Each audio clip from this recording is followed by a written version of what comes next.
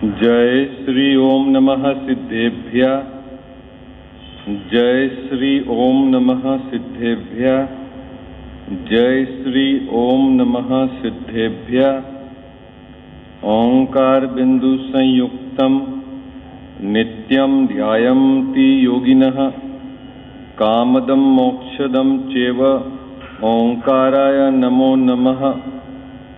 मंगलम भगवान वीरो मंगलम गौतमो गणी मंगलम कुंद कुंदाद्यो जैन धर्मोस्तु मंगलम सर्वमंगल मांगल्यम सर्वकल्याणकारकम प्रधानम सर्वधर्मानां जैनम जयतु शासनम। जैनम जयतु शासनम। जैनम जयतु शासनम। नमः श्री समयसाराय स्वानुभूत्याश्चकासते चित्स्वभावाय भावाय सर्वभावान्तरे छिदे। मिथ्या भाव अभावते जो प्रगटे निज भाव सो जयवंत रहो सदा। यह ही मोक्ष उपाय। यह ही मोक्ष उपाय। सर्वज्ञ शासन जयवंत वर्ते निर्ग्रंथ शासन जयवंत वर्ते। हे यही भाव विच्छिन्न मन में रहता है। सर्वज्ञ शासन जयवंत वर्ते निर्ग्रंथ शासन जयवंत वर्ते। जय बोलो देव शास्त्र गुरु की। स्वाध्याय के क्रम में अपना ये चल रहा है और विषय यह है यहाँ पर जो प्रकरण अपना वर्तमान में चल रहा है कि चारित्र मोह के उदय के कारण जो इसके कसाय भाव होते हैं उस कसाय भाव को यहाँ समझाया। क्या बताया है? चारित्र मोह के निमित्त है चारित्र मोह का और कसाय भाव का होती है जीव की एक समय की पर्याय में। ठीक है। और उस कसाय भाव की पहचान कैसे हो कि क्रोध है, मान है, माया है, लोभ है, इसकी पहचान कैसे करें? तो उसकी पहचान यहाँ बताई है कि क्रोध होता है इस जीव को तो इसके क्या भाव निरंतर चलते हैं। इसके मान होता है तो क्या चलता है, माया होती है तो क्या चलता है, लोभ होता है तो क्या चलता है। यहाँ जो परिचय कराया है कसाय के आधार से इस जीव की प्रवृत्ति और भावों को, तो अपने को अन्य के क्रोध मान माया लोभ नहीं देखना। किसके देखना है बाबूजी? अपनी स्वयं की दशा में जो है वो अपनी कमजोरी उसको देखना और उसको मिटाने का सच्चा उपाय क्या गुरुओं ने बताया है वो अपने को समझना और निर्णय करने के पश्चात उस उपाय का सेवन करना।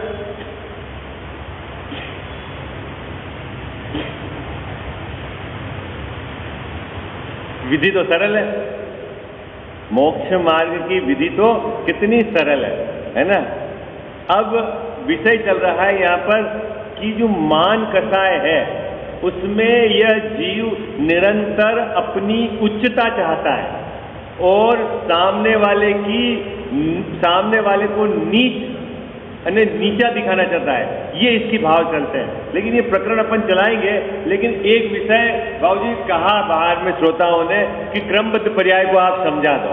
यद्यपि अपने 4 दिन से चल ही रहा था और मैंने उनसे ये कहा भी कि क्रमबद्ध पर्याय पर स्वतंत्र रूप से दादा की पुस्तक भी है, लेकिन उन्होंने कहा कि एक बार आप हमको थोड़ा सा ब्रीफ कर दो, फिर उसके तो मेरा मानस है 10-20 मिनट उसकी चर्चा कर ले ताकि उसके भी जो खड़ा है विकल्प के हमारे समझ में आ जाएगा। क्योंकि विषय जरूर जटिल है तो उसको एक गाइडलाइन मिल जाएगी, फिर वो ग्रंथ के आधार से अपना निर्धारण करेगा। ठीक है। तो थोड़ी सी 10-20 मिनट चर्चा अपन करेंगे। किस पर करेंगे? क्रमबद्ध पर्याय पर। किस पे करेंगे अपन चर्चा? क्रमबद्ध पर्याय पर।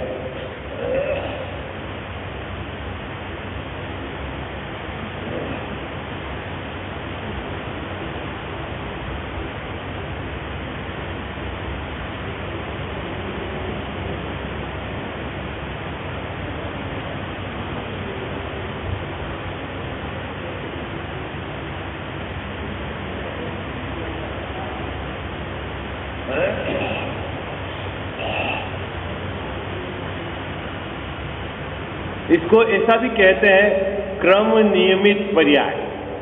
क्या बाबू जी? क्रमबद्ध कहो, क्रम नियमित कहो, है ना? दो शब्द से मिलकर ये बना हुआ शब्द है। एक तो है पर्याय और एक है क्रमबद्ध। ठीक है, पर्याय किसको कहते हैं ये बात आपको समझ में आती है कि नहीं आती, ये बताओ आप। पर्याय किसको कहते हैं? हाँ, प्रत्येक द्रव्य इस जगत में जाति की अपेक्षा 6 द्रव्य है, संख्या की अपेक्षा अनंत द्रव्य है। उन प्रत्येक द्रव्य की कोई न कोई अवस्था, हालत होती है और वह हालत प्रत्येक समय बदलती रहती है। ठीक है, क्या बात हुई? बोलो भाई, क्या बात हुई? प्रत्येक द्रव्य, जगत में कितने द्रव्य हैं? जाति की अपेक्षा 6 हैं और संख्या की अपेक्षा अनंत द्रव्य हैं और उनकी सभी द्रव्य की एक समय की कोई न कोई अवस्था होती है, हालत होती है। उसको उसकी पर्याय कहते हैं और वह प्रति समय परिवर्तित होती रहती है। किन द्रव्य में? सभी द्रव्य में प्रत्येक समय अवस्थाएं परिवर्तित होती रहती है। परिवर्तित होती रहती मतलब चेंज होती रहती है। चेंज होने का मतलब जो पुरानी अवस्था थी उसका तो हो गया व्यय, समाप्त, और नई अवस्था जो उसकी प्रकट हुई उसका हो गया उत्पाद यानी उत्पन्न। ये पर्याय में अवस्था में चलता रहता है, तभी तो परिणमन होगा। परिणमन मतलब चेंज, परिणमन मतलब चेंज। चेंज कब होगा? कि पहले की चीज चली गई और नई आ गई। बात समझ में आए? तो ये शब्द आया क्या? उत्पाद और व्यय। ये क्या बताता है? पर्याय की तरफ से बताया गया है वस्तु के अंदर। उत्पाद यानी उत्पन्न होना और व्यय यानी समाप्त होना। क्या बात हुई? एक बात समझना, जगत में कोई भी द्रव्य का उत्पाद नहीं होता है। आई बात समझ में? क्या कहा? जगत में किसी भी द्रव्य का उत्पाद नहीं होता बाबूजी। द्रव्य तो फिक्स है। जीव, अजीव, जितने हैं 5 प्रकार के अजीव और जीव। ऐसा नहीं है कि कोई जीव नया पैदा हो रहा है और पहले जीव नहीं था, ऐसा नहीं है। क्या उत्पाद होता है? क्या उत्पाद होता है? पर्याय। हाँ, द्रव्य तो फिक्स है। बात समझ में आ गई आपके बेटा? बात पकड़ में आ गई? जितने भी जीव हैं इस जगत में, है ना, वो सब पहले से ही है। कब से है? कि अनादि से। कोई नया जीव उत्पन्न होता है ऐसा नहीं। लेकिन अपने को लगता है ना अभी बारिश आ गई तो ये जीव उत्पन्न हो गया, है ना? क्योंकि ये जो है इसमें उनके जो वर्तमान पर्याय यानी शरीर के आधार से ये आचार्य महाराज ने बताया है कि इसमें जीव है और उनकी अपने को रक्षा करनी है। लेकिन उसके अंदर जो आत्मा आया है ना, उस शरीर के अंदर जो आत्मा आया वो कोई नया पैदा नहीं हुआ है। बात समझ में आई आपको? क्या बात समझ में आ गई? अभी आपको बहुत सारे मकोड़े दिखने लग जाएंगे ना बाबू जी। ये अभी 5-7 दिन पहले जब गर्मी थी तो नहीं थे और अब ये सम्मूर्छन जीव उत्पन्न हो गए। ठीक है, तो इसमें जीव है कि नहीं है? जीव है ना ये। हाँ, तो जीव है। अभी कोई 2 इंद्रिय, कोई 3 इंद्रिय, कोई 4 इंद्रिय है ना, उड़ने वाले 4 इंद्रिय, 3 इंद्रिय। तो अभी इंद्रियों से क्या कराया है आचार्य महाराज ने? जीव की पहचान कराई है। लेकिन आपके दिमाग में ऐसा नहीं रहना चाहिए कि जीव नया पैदा होता है। इसके अंदर जो आत्मा है वो कब से है? अनादि से है। क्योंकि द्रव्य कोई पैदा नहीं होता। आई बात समझ में बाबूजी? क्या द्रव्य पैदा नहीं होता? जितने भी द्रव्य हैं वो सब कब से है? अनादि से हैं। और कब तक रहेंगे? अनंत काल तक इस संसार में हैं। आई बात समझ में? तो फिर क्या चेंज होता है? क्या उत्पाद होता है? तो यहां कहते हैं कि पर्याय का उत्पाद होता है। जो नई पर्याय है वो उत्पन्न होती है और पुरानी पर्याय वो व्यय हो जाती है। सरल बात है ना? लौकिक उदाहरण से तो नहीं समझा है ना? ये सोना, सोने की चेन तोड़कर अंगूठी बनाई, तो अंगूठी का तो हो गया उत्पाद और चेन का हो गया व्यय, और सोना जो है वो कायम है। ठीक है, बात सरल है। तो जब अंगूठी थी तब चेन नहीं है, और जब चेन है तब अंगूठी नहीं है। इसका मतलब है एक समय में एक ही पर्याय होती है। क्या बात समझ में आया आपको? प्रत्येक द्रव्य की एक समय में एक ही पर्याय होती है, और उसकी यदि सूक्ष्मता से विचार करें तो उसकी उम्र कितने समय की है बाबूजी? पर्याय की एक समय की। क्या कितनी उम्र है पर्याय की? आप अभी चेन मत लगाना कि मैं 10 साल से चेन मेरी कायम है, अभी वो वाला विषय, अभी वो केवल ज्ञान के एंगल से ये बात चलती। क्या कि केवली भगवान के ज्ञान में वो पर्याय जो परिणमन हो रहा है प्रत्येक समय, वो एक एक समय की एक एक पर्याय है, हालात है। तो एक समय पहले की पर्याय का व्यय हो गया, अभी नवीन उत्पन्न हो गया, और ध्रुवपना कायम है। तो इस क्रमबद्ध पर्याय में अभी ध्रुव की बात नहीं है। अभी क्या बता रहे हैं यहाँ पे? ध्रुव की बात नहीं है, लेकिन ध्रुव की बात किस तरह से आती है वो हम अपन बताएंगे अभी दृष्टि के एंगल। अभी क्रमबद्ध पर्याय में क्या बताया बाबूजी? कि जो पर्याय व्यय हो गई और जो पर्याय द्रव्य की उत्पन्न हो गई, ये काम प्रत्येक द्रव्य में दरेक समय चलता है।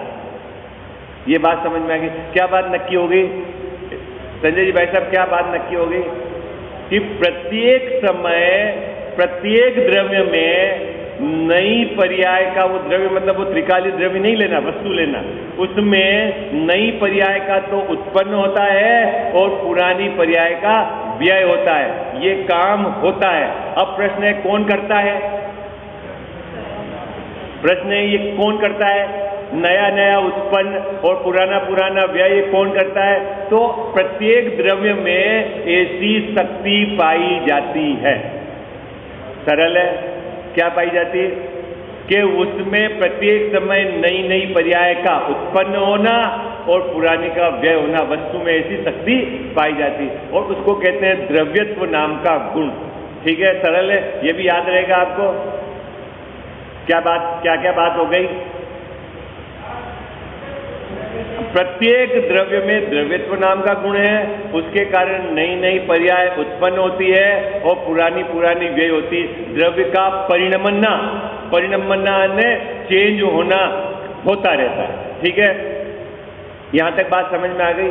यहां तक किसी को गड़बड़ भी नहीं, यहां तक किसी को गड़बड़ भी नहीं, क्योंकि ये तो सरल है। द्रव्य गुण पर्याय में बताया, पर्याय परिणमित करती है, अनंत गुण का स्वामी द्रव्य है, ये तो बताया। लेकिन अभी इसमें एक गड़बड़ चक्कर कहाँ होता है कि ये जो पर्याय है वो क्रमबद्ध है।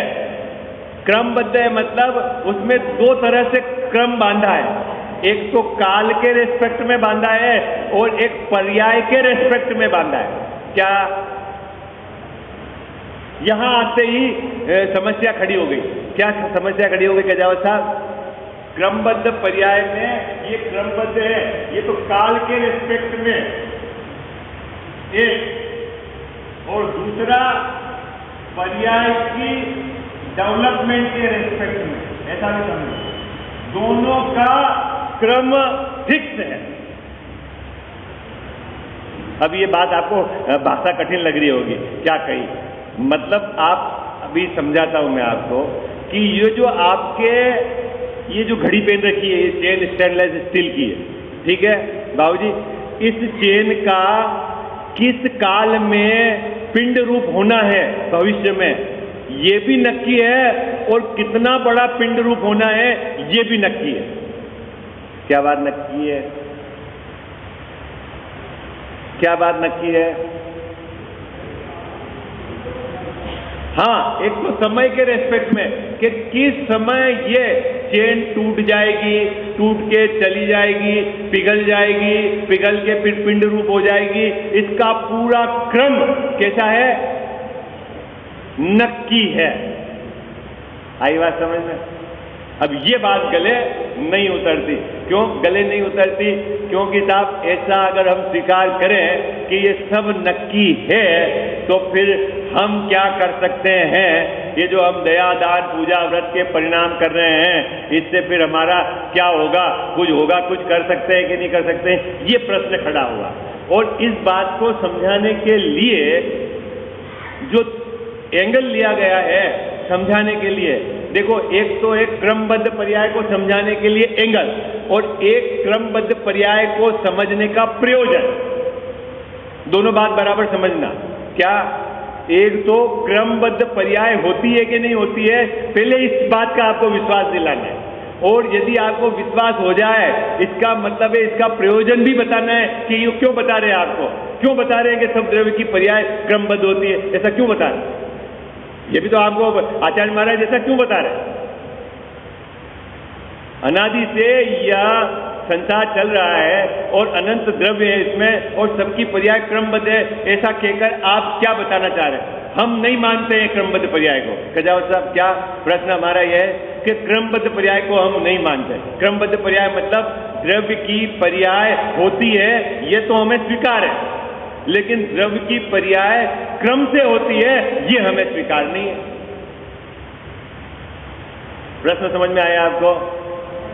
क्या बाबू जी, क्या प्रश्न है? जगत में ये प्रश्न है और मतलब ये ऐसा जबरदस्त हल्ला था। आजकल तो हल्ला है ही नहीं, क्योंकि लोग विचार ही नहीं करते। लेकिन जब ये बात उद्घाटित हुई थी तब पूरा जैन समाज में हल्ला था, ये क्या बात कर दी, ये क्या कांजी स्वामी ने नया निकाल दिया। ठीक है, तो अभी आपके हल्ला नहीं है तो हल्ला खड़ा करो आप कि भी ये क्या चीज है कि प्रत्येक द्रव्य की मेरी एक एक समय की पर्याय क्या होनी है ये नक्की है और कैसी होनी है ये भी नक्की है। तो इसका मतलब है कि मैं क्या कर सकता हूं? है बेचारा सीधा जीव है, वो बोला है, वो समझता हाँ यार ये बात तो गलत कही है। तो अब इस बात को सिद्ध करने के लिए दादा ने जो पुस्तक लिखी है उसका मैं एंगल बताता हूं, आप उस एंगल से पढ़ना। सबसे पहले तो उन्होंने सर्वज्ञ की सिद्धि करी है। क्या बात करी है बाबूजी? सर्वज्ञ की सिद्धि। इसको मिटा दूं मैं? ये आप देखो, सबसे पहली बात तो कि आप सर्वज्ञ को मानते हो कि नहीं मानते हो, ये बताओ।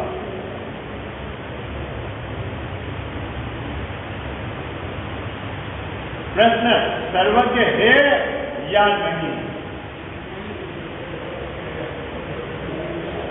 कजावस्ता, प्रश्न क्या है कि सर्वज्ञ है या नहीं है। अब प्रश्न एक साथ सर्वज्ञ किसको कहना, तो मैं उत्तर बता देता हूं कि जिसके ज्ञान में सर्वज्ञ झलकते हैं वो सर्वज्ञ है, बस, है ना। जिनके ज्ञान से एक भी ज्ञेय छुपा हुआ नहीं है उसका नाम है सर्वज्ञ। अब ऐसा जगत में कोई जीव है कि नहीं है, ये बताओ आप। बाबूजी, इसके उत्तर दो हो सकते हैं। क्या हो सकते हैं? या तो है और या नहीं है, है? अब आपका क्या उत्तर है, ये बताओ। है? कि मतलब जगत में ऐसा जीव है जिसके ज्ञान में कुछ भी ज्ञेय छुपा हुआ नहीं है। अन्य जगत में जितने भी द्रव्य हैं, उनकी जितने भी गुण हैं और उनकी जितनी भी त्रिकालवर्ती पर्याय हैं, सब उनके ज्ञान में झलकता है, जानने में आता है। ऐसा जगत में आत्मा है, ऐसा जिसको स्वीकार है उसको सर्वज्ञ की स्वीकृति, और जिसको ऐसा स्वीकार नहीं है उसको सर्वज्ञ की स्वीकृति नहीं है। अब आप कैसे मानते हो? है? संजय जी भाई साहब, क्या मानते हो आप? हाँ, अरे यूं यूं यूं यूं गर्दन नहीं हिलाना, अंदर से प्रश्न खड़ा करके आप क्या मानते हो कि कोई सर्वज्ञ है ऐसा कि जिससे कुछ भी नहीं छुपा हुआ है? हाँ, बोलो हाँ जी या ना जी। आपने तो रट लिया पाठशाला में, हमारे देव तो वीतरागी है, सर्वज्ञ है और हितंकर है। अरे सर्वज्ञ मतलब क्या? कजावस्था, सर्वज्ञ मतलब क्या, ये बताओ आप। कि जिनसे कोई भी ज्ञेय छुपा हुआ नहीं है, ठीक है, ओके। अगर शांतिनाथ भगवान का समोसरण यहां विराजमान होता या और उनसे पूछते बाबूजी क्या क्या पूछते संजय जी भाई साहब, क्या पूछते हैं कि अभी ये जो 9 बज के 9:15 बजे जो यहाँ प्रवचन कौन करता और क्या विषय लेता, तो क्या बताते?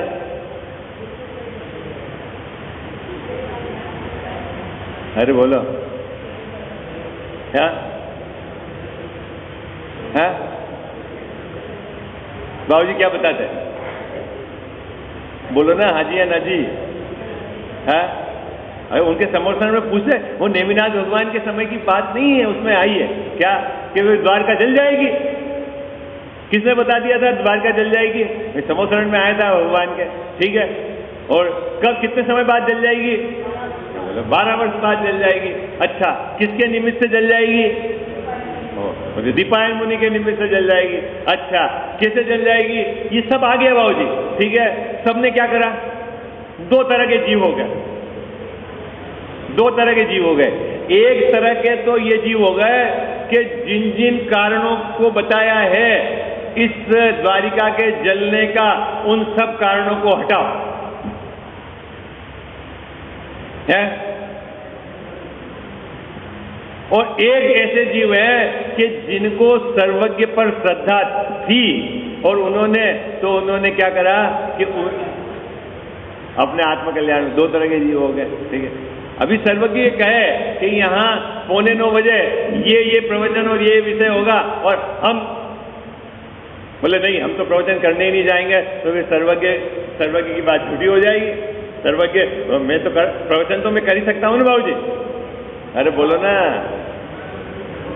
अरे कुछ तो बोलो आप। प्रवचन कर सकता हूँ कि नहीं कर सकता है? मैं ही तो बढ़िया प्रवचन करने वाला हूँ, है। अरे अभी देखना संजय जी भाई साहब, 2 एंगल है, 2 एंगल ऐसा चलता है बाजार में कि सर्वज्ञ ऐसा है, वो लॉजिकली जानता है। लॉजिकली जानता है मतलब ये बच्चा पढ़ेगा तो पास होगा और नहीं पढ़ेगा तो फेल होगा। ऐसा है क्या सर्वज्ञ का स्वरूप? गजा साहब, हमारे शांतिनाथ भगवान ऐसा जान रहे हैं कि ये बच्चा यदि पढ़ेगा तो पास होगा और नहीं पढ़ेगा तो फेल होगा। ऐसा जानते बाबूजी? कैसे जानते हैं फिर?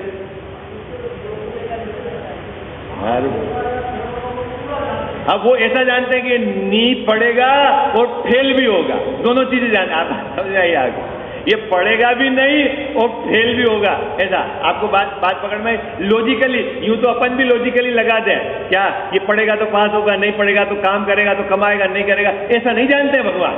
भगवान कैसा जानते हैं? भगवान बिल्कुल स्पष्ट जानते हैं। आई बात समझ में? सर्वज्ञ मतलब जिनसे कोई भी गे छुपा हुआ नहीं है। अब मेरा प्रश्न यह है कि जब 50 वर्ष बाद, 500 वर्ष बाद और 5000 वर्ष बाद क्या मेरी दशा होगी यदि आज शांतिनाथ भगवान का समोसरण होता और यदि अपन पूछते तो बता पाते कि नहीं बता पाते? प्रश्न ये है। बोलो, शांतिनाथ भगवान बता पाते कि नहीं बता पाते? बता पाते। अच्छा, उन्होंने बता दिया और मैं चाहता कि साहब ऐसा नहीं होए तो ऐसा कर सकता था क्या? क्या होता है? अब मेरा प्रश्न यह है कि एक बात और ध्यान रखना, भगवान ने बताया इसलिए हुआ कि भगवान ने जाना है वस्तु का परिणमन क्रमबद्ध उस रूप में होना था, ऐसा भगवान ने जाना है। देखना, बहुत मार्मिक बात है। क्या अजीत भैया? अपने भगवान करता धरता नहीं है, ज्ञाता तो है, सकल ज्ञेय। जगत के जितने भी ज्ञेय हैं उन सबके ज्ञाता तो हैं, करता धरता नहीं है। करता धरता इसलिए नहीं है कि कर धर नहीं सकते। अच्छा, तो तुम्हारे भगवान कुछ नहीं कर सकते, लेकिन जिनके भगवान कर सकते हैं वो तो कर सकते हैं कि नहीं कर सकते हैं? अरे जगत में ये व्यवस्था ही नहीं है। क्या व्यवस्था नहीं है कि एक द्रव्य का दूसरे द्रव्य का कुछ कर दे तो पार्श्वनाथ हमारे को संकट से मोचन निकाल देंगे ही नहीं निकाल देंगे बाबूजी, है। और मुनि सुरवरदास आजकल नहीं चलता, कौन कौन सी ग्रह दशा सही कर देते भगवान, नहीं करते भगवान सही ग्रह दशा? अरे बोलो ना। हाँ कजाव साहब, आपको पता नहीं है तीर्थंकर को भी ग्रह में बांट दिया है। क्यों? कि ग्रह से परेशान है। क्या? अब उसको सही बात तो बताते नहीं है। अब उसके पहले से ही मान्यता उल्टी है कि मेरे को मंगल है, मेरे को शनि है, तो अब उससे कैसे उसको लूटना। तो उसको बोल दिया ये नहीं, इन तीर्थंकर को पकड़ लो, ये मंगल का काम करेंगे, ये शनि का काम करेंगे। ऐसा है क्या? अरे बोलो ना,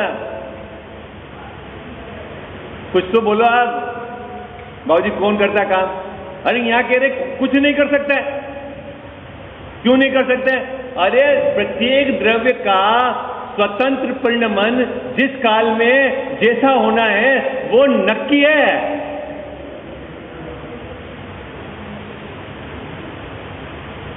आप कैसे कह रहे हो नक्की है? आप कैसे कह रहे हो ये नक्की है? पहले ये बताओ सर्वज्ञ है कि नहीं जगत में? है। सर्वज्ञ किसको कहते हैं? कजाव साहब, सर्वज्ञ किसको कहते हैं? उनके ज्ञान में सभी ये झलकते हैं, भूत भविष्य वर्तमान। 50 वर्ष बाद इस देश में क्या होना है उनके अभी पता है कि नहीं ज्ञान में? ठीक है। और मान लो दिव्य देश ना होए, समोसरण में दिव्य धनी खिरे और अभी घोषणा हो जाए कि 50 वर्ष बाद भारत के अंदर ये होने वाला है और अपन सब मिलकर चाहें कि ऐसा नहीं होए, तो क्या होगा?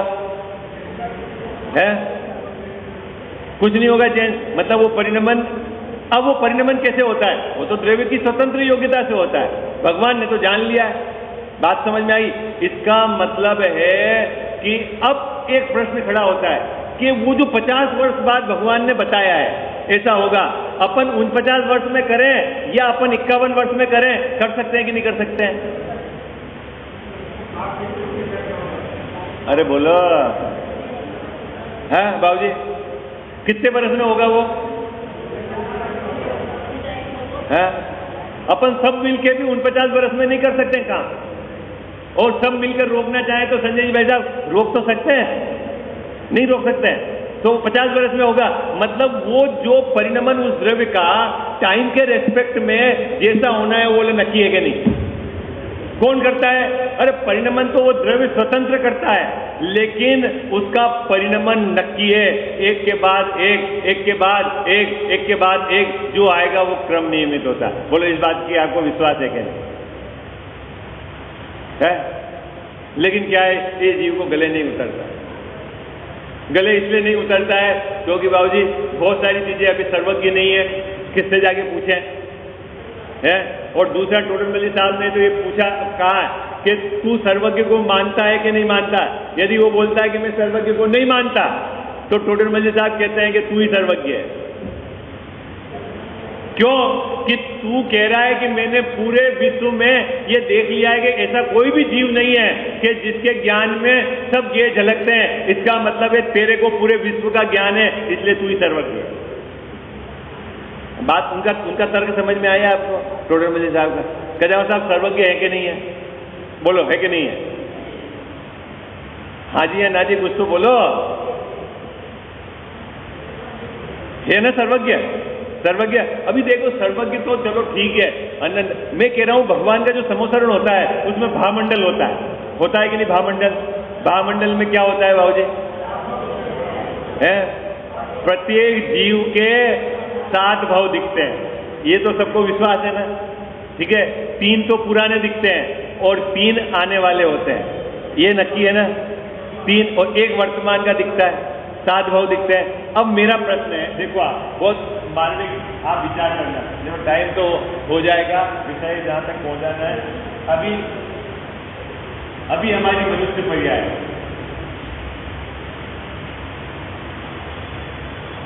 है, अगली मान लो पीरियड की गति में जाना, और उसके अगली मान लो देव गति में जाना। ठीक है। और उसकी अगली तेजेंद्रीय होना। अभी क्या है बाबूजी? अभी क्या है? अपनी मनुष्य पर्याय। ठीक है।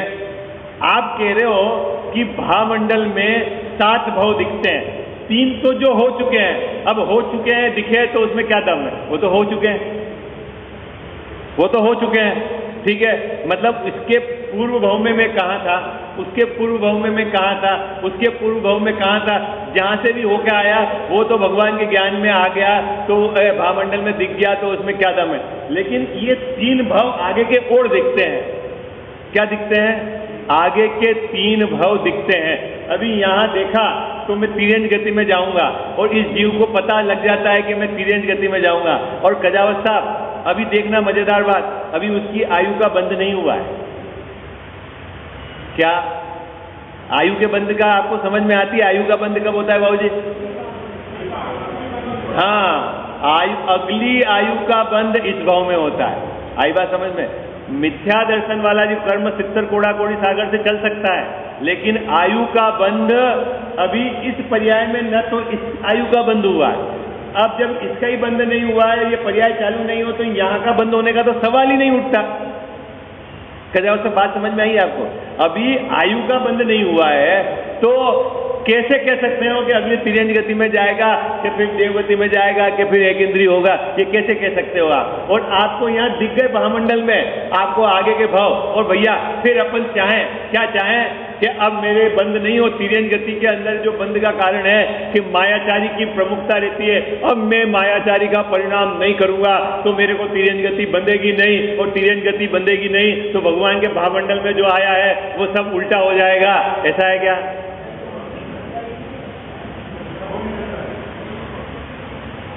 अरे बोलो ना। हाँ, क्या बात पकड़े में आई है? क्या साहब बात पकड़े में आई है आपको? क्या भाई, अभी कोई आयु का बंध ही नहीं हुआ बाबूजी, आयु का बंध नहीं हुआ है। इसका मतलब है अगली कहाँ जाओगे ये नक्की नहीं है, लेकिन नक्की है कि नहीं, प्रश्न तो मेरा ही है। आयु का बंध नहीं होने पर भी आपको अगली क्या आयु बंधनी है और किस गति में जाना है ये नक्की है कि नहीं है? अभी तो भावमंडल की बात चल रही है, सर्वज्ञ के ज्ञान की बात नहीं चल रही है। सर्वज्ञ के ज्ञान के आधार से तो आगे के अनंत भव आगे का भी पूछोगे तो भी वो पता चल जाएगा। आई बात समझ में? खजावत साहब, अगर आगे का भी सब नक्की है, इसका मतलब है कि मेरे को यहां मायाचारी की मुख्यता होगी, ये भी नक्की है, और उसके निमित्त से तिर्यंज गति बंधेगी, ये भी नक्की है। फिर आगे जाके मंद कसाय के परिणाम से देवगति बंधेगी, ये भी नक्की है, और वहां भी विषयों में राग होकर फिर एक इंद्रिय में जाएंगे, ये भी नक्की है। ये सब नक्की है, इसका मतलब एक एक समय की पर्याय क्रम से होगी, ये नक्की है कि नहीं है?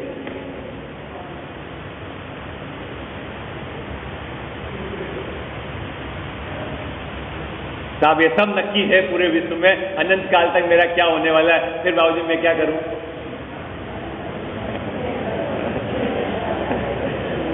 ये क्या मगजमारी रोज सुबह उठ के बोलते हो आप, स्वाध्याय करो, जब नक्की है तो हो जाएगा स्वाध्याय है?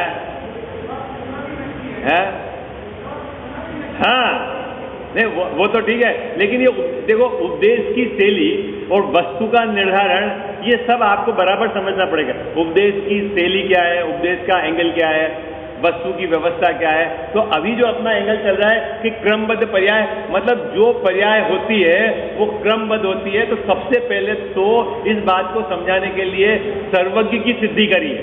क्या करी है? सर्वज्ञ की सिद्धि। सर्वज्ञ का विश्वास हो जाएगा तो इसका मतलब है कि आपको पर्याय के क्रमबद्ध का विश्वास हो गया। क्यों कि सर्वज्ञ उसी को कहते हैं जिससे कोई भी गेय छुपा हुआ नहीं है। ओके, और जब पर्याय क्रमबद्ध होती है, एक के बाद एक, एक के बाद एक, एक के बाद एक, अपने क्रम में होती है, यदि इसका विश्वास हो गया तब अपना प्रयोजन क्या है क्रमबद्ध को जानने का, कि फिर मैं पर्याय में हेर फेर करने का जो मेरा मिथ्या विकल्प चलता है वहां से मैं हट जाऊं और मैं कहां जाऊं? ज्ञाता स्वरूप पर जाऊं। ये है मेरा प्रयोजन। आई बात समझ में? क्रमबद्ध पर्याय में न तो सर्वज्ञ की सिद्धि करनी है, न पर्याय का क्रम में होना है ये बताना है। ये बताना है कि ये पर्याय अपने क्रम में होती है, इसमें फेरफार नहीं हो सकता। तू फेरफार का जो विकल्प कर रहा है, ये तेरा विकल्प अकिंचित करे। तू यहां से हट और ज्ञाता पे चला जा, तू ज्ञाता स्वभाव वाला है। ये है इसका प्रयोजन। बात समझ में आई कि नहीं आई? मुकेश जी वैसा कठिन हो गई ना बात, तो बहुत सरल बात है।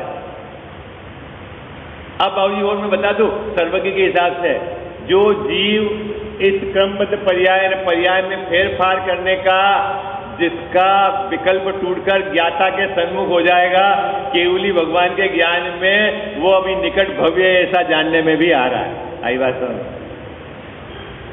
आई बात समझ में आपको? है ये प्रश्न है श्वेतांबर साधु ने गुरुदेव जी से पूछा था। अब विषय तो बहुत लंबा है, आप अभ्यास करना कि साहब अगर केवली भगवान ने हमारे अगर 100 भाव देखे हैं तो फिर क्या होगा? बाबूजी क्या प्रश्न पूछा था? अभी अपन भी चर्चा कर सकते हैं कि मान लो हमारे 1000 भाव अगर भगवान ने देखे हैं तो फिर क्या होगा?